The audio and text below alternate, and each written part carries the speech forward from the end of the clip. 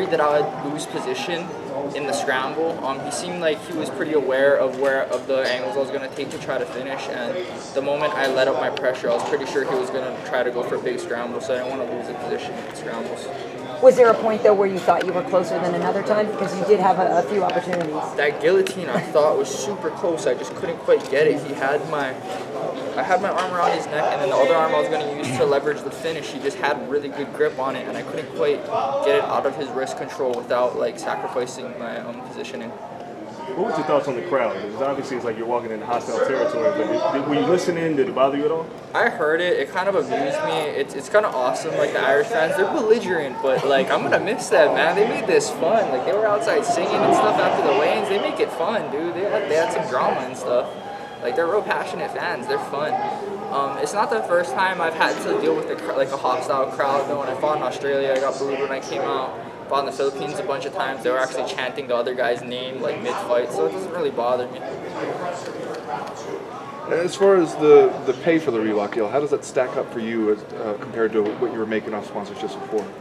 For me, it's about the same. I never really made the effort with Instagram and Twitter that I probably should. I'm kind of lazy with that kind of stuff. I feel like I'm like selling my soul a little bit, but whatever.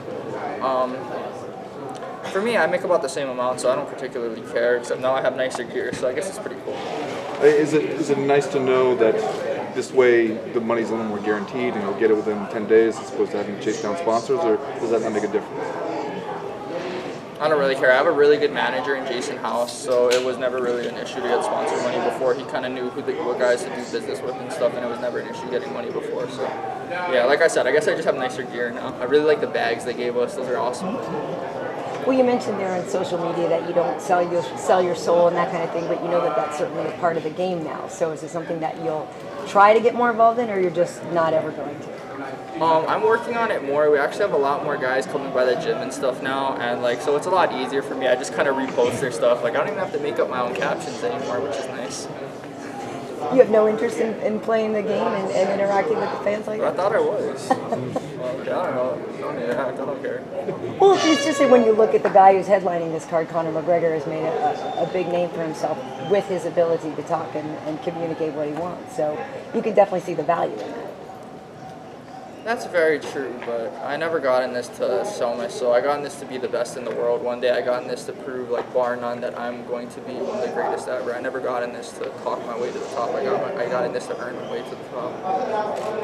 Was there anything about Neil Seery that surprised you? Was he weaker anywhere or stronger anywhere than you expected?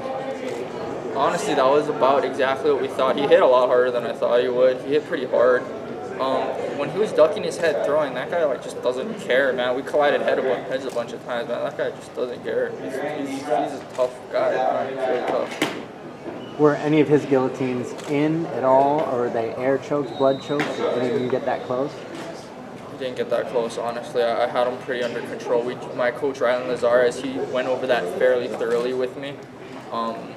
We drilled it the whole camp, regular guillotine and arm and guillotine defense. So I was just relaxing, kind of waiting for him to tire himself out. Hopefully take advantage of his sapped forearms and cardio. Do you think had you been able to transition from mount to the side of him with the arm triangle, you could have tapped him, or was that I'm going to lose position if I even try? At which point was this? He went for a guillotine, you got an arm triangle, and it looked good. And then there was just maybe an angle thing, but you said how maybe he might hip out, jump out, or something. Oh, yeah. I could feel him.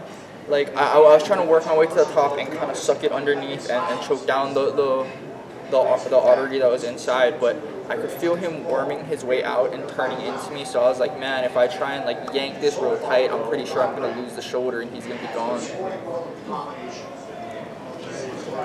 Thanks. Thanks, sir.